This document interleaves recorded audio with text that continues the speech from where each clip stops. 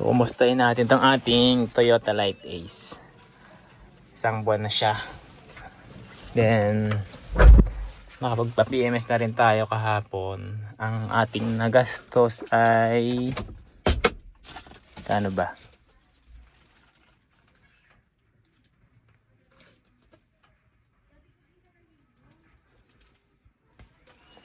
Kano kaya nagastos kahapon? Ito.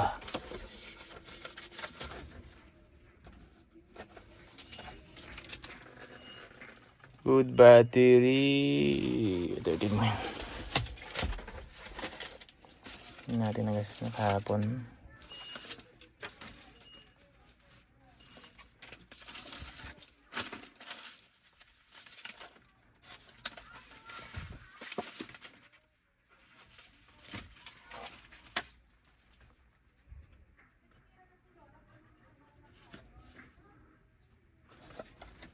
So, base sa resibo, ang nagastos ay Tosga. Hindi yan.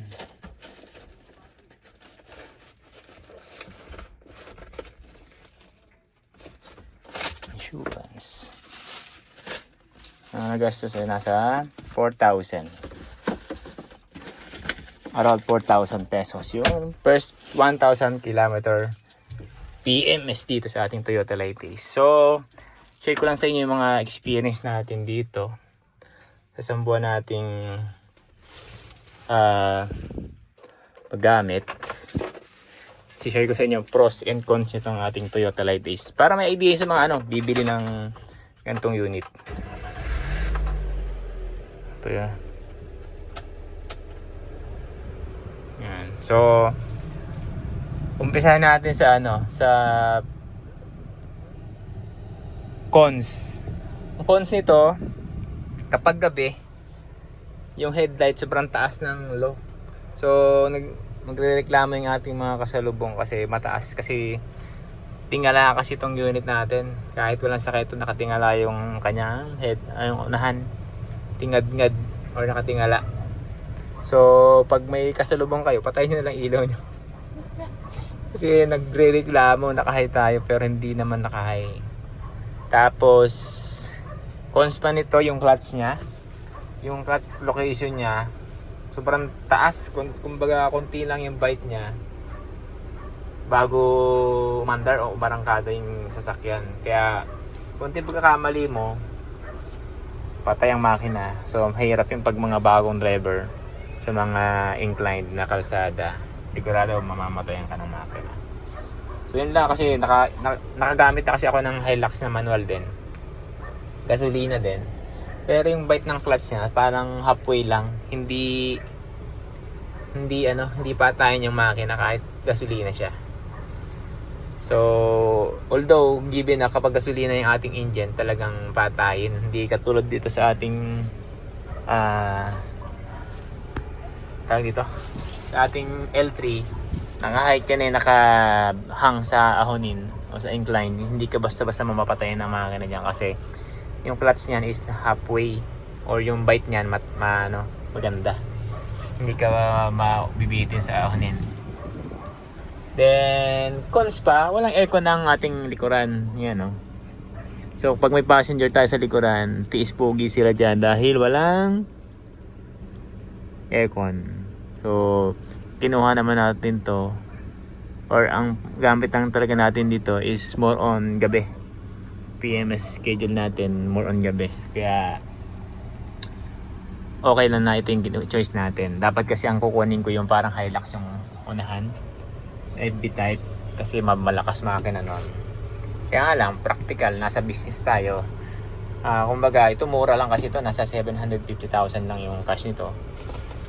Unlike do sa mga Hilux or yung Tamaraw na sa around million na. So sayang naman yung 100,000 na ibabayad natin doon kung ang habol lang naman natin is service lang natin unit or service ng ating mga tao. Yan o, mga gamit tayo dyan.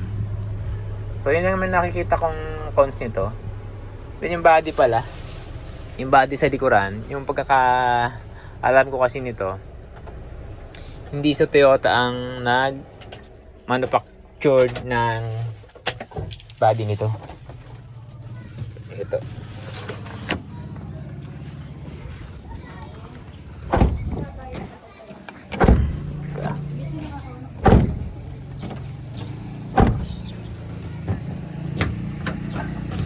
Dito.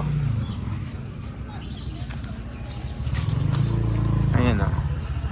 Hindi siya perfect yung pagkagawa. Madali siyang kalawang. Dito. Ayan. Parang tinamad yung gumawa eh. Yan. Diba? Yung finishing. Hindi ganun kaganda. Yun lang naman napansin ko kasi third party contractor ba yung gumawa ng body niyan. Kung sa tricycle sidecar. Yan. So okay naman yung suspension niyan. Bago gulong. Dunlop ang gulong. Then nilagyan na rin natin ng rain visor. Binili natin online. Kaya nga lang, hindi siya fit dito. Medyo nakatungo dito. Hindi siya nag-fit hanggang dito. Kaya yung dikit niya parang matatanggal dito. Yan. So okay naman. At least meron. Pag naulan, hindi na mababasa sa loob. Yun lang.